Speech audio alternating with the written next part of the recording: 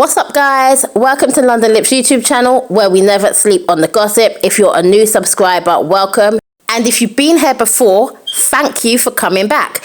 Anyway, guys, today's topic is the English people wanting their country back. We talked about this a bit before, but yesterday was on a new level. It was all kicking off in central London. Millions of white English people came out, with a few people of colour dropped in there, like that Ghanaian brother you're seeing right there. These two African men seem to not have clocked on that majority of the guys surrounding them right now don't want them in the country. They would throw them out as soon as they get an opportunity. But this brother seems to be absolutely delusional if he thinks he's in the place he should be right now. Waving the flag is not going to help him. It's not going to do nothing for him. As soon as the opportunity comes, they will happily escort him to a boat out of here.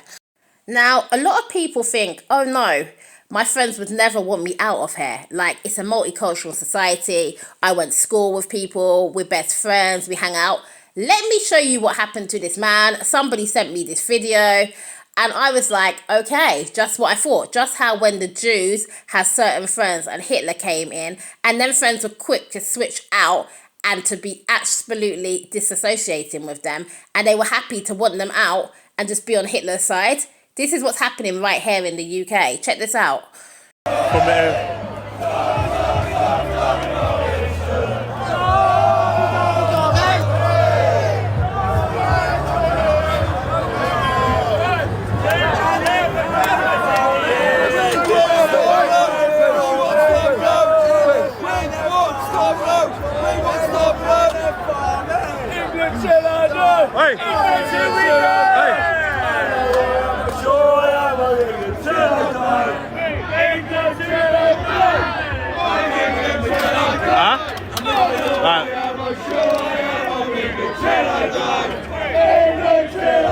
See this NF thing that you're screaming, yeah? That's a madness, bro. That's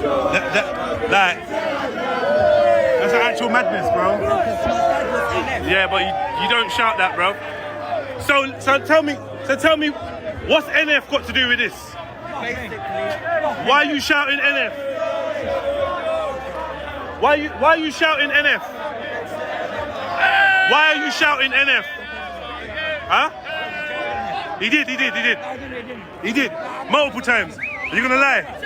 You can't lie and say you never said that NF. What has NF to do with it? Let me chat to your uncle. Tell him that I'm your mate. Tell him I'm your mate. You know my name. Tell him my name. What's my name? Jedi. So I'm saying, yeah? I'm saying after this, you're going to go back to Ladbroke Grove and chill with your black mates and be screaming out NF. Yeah, you are. You're my friend. Huh? He's my mate. He's my mate. I know him. Yeah, he's screaming NF. Yeah, he's saying NF. He's saying NF. So what? Talk to me, man. Where's your uncle? Who's your uncle? Who's your uncle? Him. You blaming him for saying NF. You're blaming him. You said my uncle said it. You're saying NF, and I know you. So I want to know. I just want to talk to you, bro. We're mates, bro. We're mates. Tommy! Yeah, Tommy. Yeah. But we sit and have coffee together and smoke spliffs together on Portobello Road. You've never smoked a spliff? Alright, well, I bought you a beer multiple times, yes or no? Yeah. Oh, so now you don't know when I bought you a beer? Are you disowning me? He's my friend. No, he's my friend. He's my friend. September the 13th was a scary day for people of colour. Like, a lot of people who are not white were not going to central London, and I feel sorry for anyone who came over here who is a different colour and came over here on holiday, because there was no way they could have been going around central London yesterday with all of this kicking off and all these different, thugs coming down from all different areas of the country. But I want to show you a video in a minute, which is really, really upsetting, because this girl was actually nearly unalived on her way to work. some of these people out here are very fucking sick.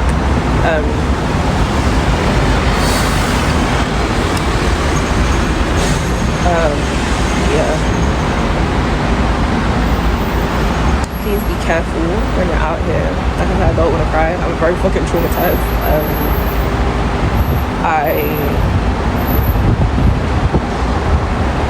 I don't really know how to process what I just been through, because unfortunately I'm having to be at work right now, even though somebody was just making continuous attempts on my life on the way to work.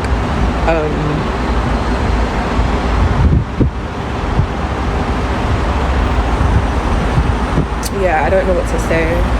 I'm still trying to process shit, and do you know what it is? I think I can't process shit because in the moment I genuinely thought that I was about to die. I genuinely thought that this man was about to take my life. So,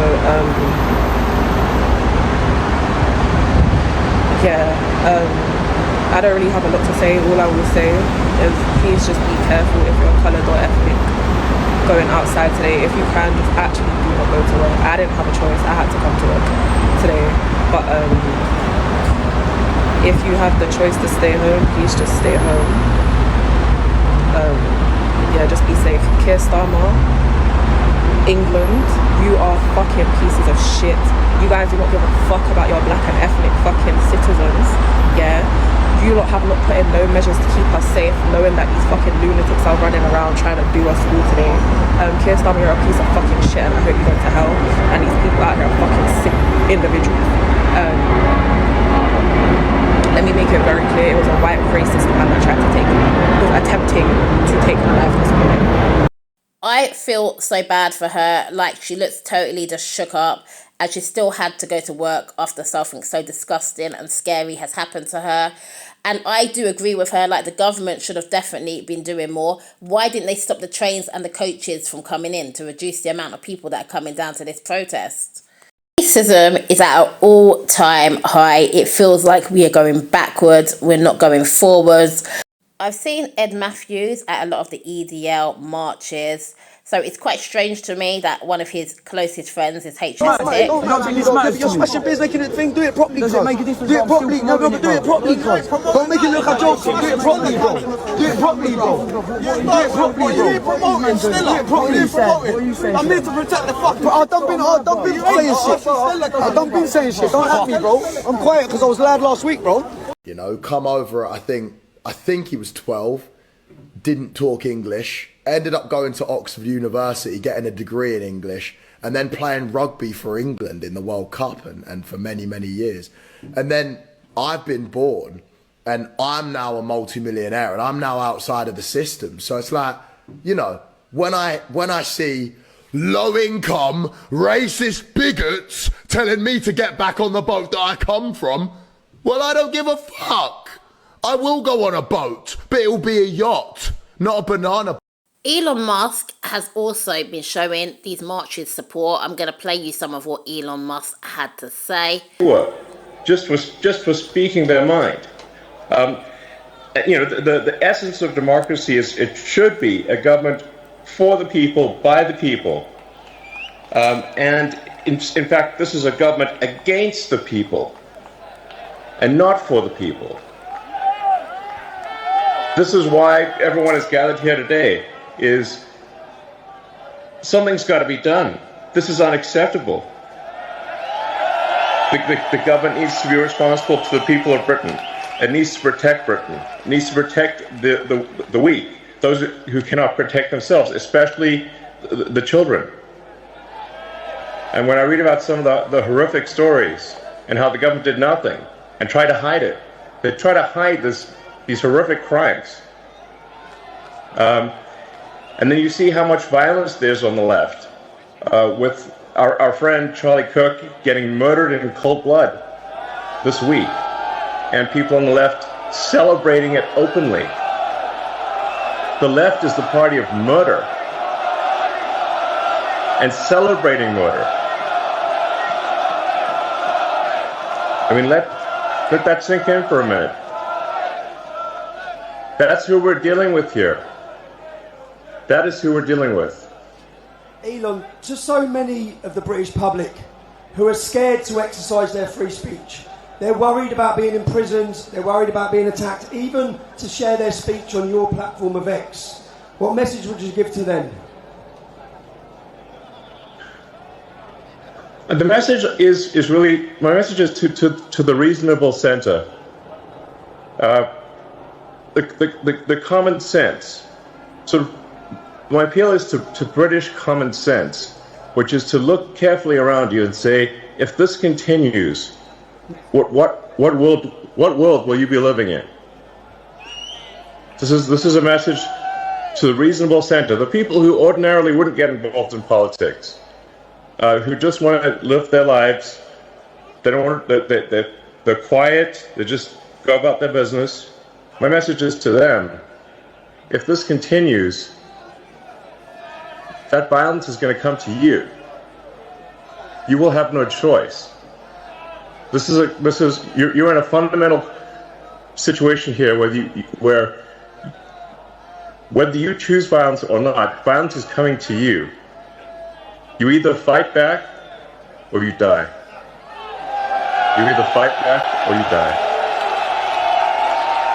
And that's the truth.